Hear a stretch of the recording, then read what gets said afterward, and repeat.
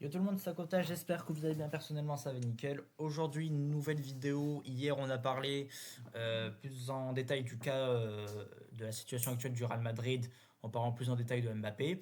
Aujourd'hui, on va faire la présentation d'un cas plus général, notamment sur la relation qu'entretient Xabi Alonso avec certains cadres du club, notamment Vinicius, Bellingham ainsi que Valverde. Ces joueurs se plaignent énormément de la gestion de Xabi Alonso sur le jeu de l'équipe, sur la gestion du vestiaire, etc., sur les remplacements, bref. Vinicius, on a pu le voir se plaindre déjà sur le Classico de son remplacement très tôt alors qu'il était très bon. Et également, pour le match face au Rayo Vallecano, on a eu des spécialistes qui ont rapporté le discours de Vinicius qui se plaint des changements de Xabi Alonso pour la victoire, etc. Également, on a appris aujourd'hui que Bellingham, avec son entourage, se plaint de sa position de jeu en tant que milieu de terrain, préférant jouer attaquant. C'est pas comme s'il y avait déjà assez de problèmes au niveau de l'attaque entre Gonzalo Garcia, Henrik qui joue pas, Mbappé en tant que numéro 9 et surtout le conflit avec Rodrigo qui veut jouer en ailier gauche, mais Vinicius qui veut garder son côté de l'ailier gauche, etc. Bref. Et finalement, Valverde qui lui se plaint de sa nouvelle position en tant que latéral droit, alors que c'est un milieu. Tout ça, on va y revenir tranquillement. J'ai commencé par donner mon avis sur la gestion de jeu actuellement de Xabi Alonso, puis sur ce que je pense de l'état des joueurs du Real Madrid. Et finalement expliquer aussi pourquoi toute la situation qu'on essaie de nous faire croire autour du Real Madrid n'est pas si terrible que ça actuellement. Donc déjà, Xabi Alonso, actuellement sur 3 mois de compétition, ce qui fait, je trouve ça exceptionnel quand même. On pourra dire ce qu'on veut par rapport sur les 2 dernières saisons du Real Madrid avec 2024 et 2022, mais ce que fait Xabi Alonso, c'est exceptionnel. Depuis la Coupe du Monde des clubs, personnellement, je crois à fond au projet. Je crois totalement en sa capacité à relever le Real Madrid d'une saison compliquée et à aller chercher un nouvel âge d'or. Xabi Alonso, quand même, sur les 3 derniers mois, pour prouver sur certaines statistiques, c'est seulement 0,75% de buts concédés, et cela par match, là où sur la saison dernière, celui de Carlo Ancelotti était de 1, je crois, de 25, donc tu diminues quand même de 0,5 ton nombre de buts pris par match, ça fait quand même un but tous les 2 matchs en moins, ce qui est quand même bien. Ensuite, actuellement, le Real Madrid est toujours quand même premier de Liga, dans le top 8 de Ligue des Champions. Et sur 17 matchs, le Real Madrid est top 2 en mode de top 3 de défense en Liga et top 3 attaque en Liga. On sait qu'on compte on compte ainsi le meilleur passeur d'Europe avec Arda Güler et le deuxième meilleur buteur d'Europe avec Mbappé. Donc très clairement, quand tu vois au niveau des statistiques et de l'état, le jeu de Xabi Alonso, c'est concret, c'est beau, tout ça, etc. Surtout en comparaison avec la saison dernière du Real Madrid, qui était à ce moment-là, je crois, le Real, c'était en mode deuxième de Liga, en post-relégation au niveau de la Ligue des Champions, en mode pas loin de la zone rouge pour ne pas être qualifié pour les barrages. Donc très clairement, la situation pour le moment, elle est très bonne. Surtout que là, pour une fois, on n'a pas de joueurs qui font une mauvaise partie de saison, comme ça a pu être la dernière fois avec les Mbappé, tout ça, etc. Donc très clairement, ce que fait Xabi Alonso pour le moment, c'est très bien. Cependant, maintenant, il y a très clairement un problème de gestion de sa part, notamment sur les changements. Xabi Alonso avait vendu en mai dernier son discours de la vision qu'il avait du Real Madrid sur son principe de méritocratie qu'il appliquait à Leverkusen. Le problème, c'est que si, bien dans les dires, il a totalement juste au niveau de sa position, dans les faits, il n'applique pas réellement ce qu'il dit. Au niveau, certes, de sa méritocratie, vendre ça comme le fait que personne n'est en sécurité, il faut pousser vraiment, se pousser à se donner à fond, etc. Dans les faits, ça marche absolument pas. On retrouve souvent même une question aussi catastrophique que sous Carlo Ancelotti.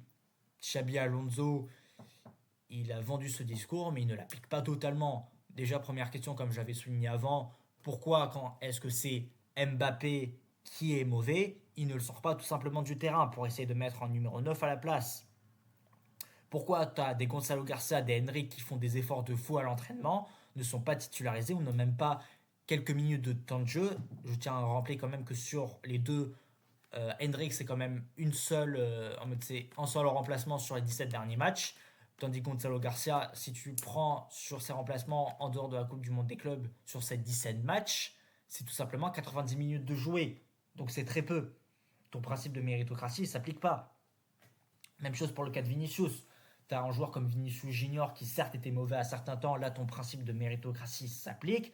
Cependant, quand il est excellent comme ça a été face au Barça, tu décides de le sortir. Et là, très clairement, c'est quelque chose de mauvais. D'ailleurs, je donne raison pour une fois à la réaction de Vinicius sur le fait qu'il a été sorti par Xabi Alonso. Même chose pour les milieux de terrain. Quand tu as eu en duo un moment en Valverde et Chouamini qui étaient très mauvais sur le côté, sur le milieu, tu as décidé de les laisser alors que tu aurais pu faire rentrer un Ceballos ou d'autres joueurs qui voulaient essayer d'avoir du temps de jeu. Pareil pour la défense.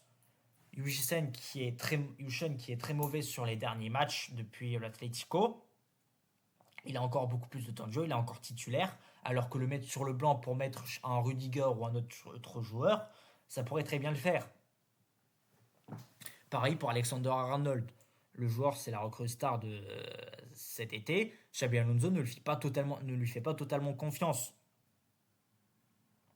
Ce qui reste quand même assez con parce que vraiment, Alexander Arnold, c'est un joueur qui pourrait apporter quelque chose à l'équipe.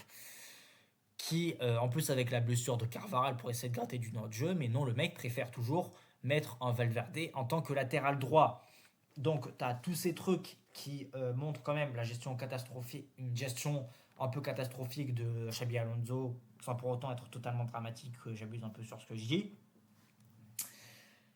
Mais ça donne une mauvaise image en tant que coach quand tu as ça, en tant que début de construction de ton projet où tu veux essayer de prouver, d'essayer de vouloir changer les choses sans appliquer totalement ce que tu as dit toi-même.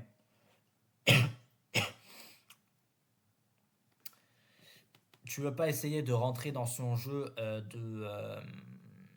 du traitement de faveur et du pourrigatement que avait fait Ancelotti pour certains de ses joueurs qui avaient su montrer des choses et qui avaient prouvé. Tu veux essayer de bouger un peu les cadres de l'équipe pour toujours se forcer à se donner à fond, c'est bon. Mais le problème, c'est que tu ne prends pas toujours de la même bonne manière. Sur les propos de tout ce que tu as dit, pour le moment, c'est pas vraiment appliqué en réalité. Même si très clairement, Xabi Alonso est très clairement très loin d'être le fautif principal dans toute cette histoire. Pour moi, c'est en mode il occupe 50% des parts de ce motif. Cependant, les autres 50%, c'est très bien les joueurs qui l'entraînent. Déjà, j'avais déjà parlé du cas de Mbappé, je ne vais pas reparler ici dans la vidéo. Mais par exemple, pour le cas de Valverde qui se plaint de sa position en tant que latéral droit et qui veut jouer milieu, je tiens à rappeler que sur le début de saison, Valverde, ce qu'il fait en tant que milieu de terrain, c'est très mauvais. Il n'avait strictement apporté aucune consistance à l'équipe, comme il avait fait sur les dernières saisons, et il se donnait plus autant à fond, comme il le faisait encore une fois sur la dernière saison, même quand il était mauvais. En tant que latéral droit, il apporte beaucoup plus défensivement à l'équipe, beaucoup plus impliqué offensivement comme défensivement. Donc très clairement, même si tu te plains de la gestion catastrophique de ton code, tout ce que tu veux, le problème c'est que derrière, encore une fois, tes dires doivent suivre tes actions. Parce que dire que tu veux jouer en tant que milieu de terrain, il faut montrer que tu veux jouer en tant que milieu de terrain et apporter quelque chose à l'équipe. Essayer surtout d'être bon et de se donner à fond. Ce que tu ne faisais plus sur le début de saison. Même chose pour Rodrigo. Le frérot veut essayer de jouer à gauche. Il se plaint de sa gestion et du fait qu'il ne joue pas. Sauf que le problème, c'est que quand il a du temps de jeu, quand tu le fais rentrer sur le terrain, il est mauvais, il n'apporte encore une fois strictement rien. Donc c'est gentil de vouloir se plaindre, d'accuser tout le monde que c'est la faute de ton coach, etc., que tu es méprisé. Le problème, c'est qu'il faut appliquer ton discours entièrement et pas simplement à géométrie variable. Les joueurs du Real Madrid sur les dernières saisons avaient véritablement bénéficié d'un traitement de faveur qu'ils n'ont plus actuellement sous Carlo Ancelotti. Je ne dis pas forcément que c'est quelque chose de mauvais. Carlo Ancelotti, il avait donné là énormément aux nouveaux joueurs, aux jeunes joueurs, de la confiance pour essayer de les motiver. Ça a été bénéfique sur la saison 2022-2024. Ça a été beaucoup moins en 2025 parce que ces joueurs qui avaient déjà prouvé en gagnant 2 Ligues des Champions justement ne se sentaient plus menacés. Pareil, la même chose pour Bellingham. Dès sa première saison, il a vu prouver. Il a voulu directement essayer de le faire passer pour un cadre du club. Refusant désormais maintenant de jouer au milieu, il préfère jouer en attaque. Le problème, c'est qu'encore une fois, il a été mauvais sur le début de saison. Il met certes beaucoup de buts ces derniers temps. Cependant, quand on te dit qu'on veut te voir jouer en tant que numéro 8, et c'est pour ça que tu as acheté à la base, que tu as signé pour ça, tu joues en tant que numéro 8. Surtout que même au niveau de sa position, jouer en tant que numéro 8, ça ne l'empêche pas de pouvoir marquer. Il peut très bien jouer comme un Iniesta, participer à la création, mais certaines fois participer à la finition du truc. Donc il y a en même temps une grosse part des joueurs qui ont une part de responsabilité dans cette crise que peut connaître le Real Madrid actuellement. Même si, pas encore une fois, c'est pas dramatique.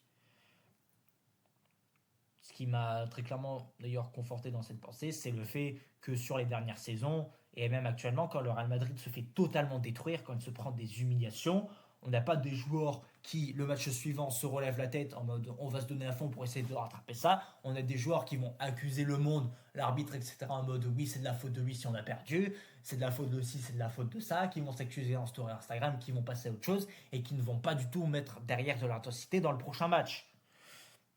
C'est surtout ça aussi que j'accuse au niveau de la part des joueurs dans cette responsabilité. Tu es sur le banc, que tu joues pas encore une fois. Quand tu es sur le terrain, tu te donnes à fond. Sinon, tu vas sur le banc et tu fermes ta gueule.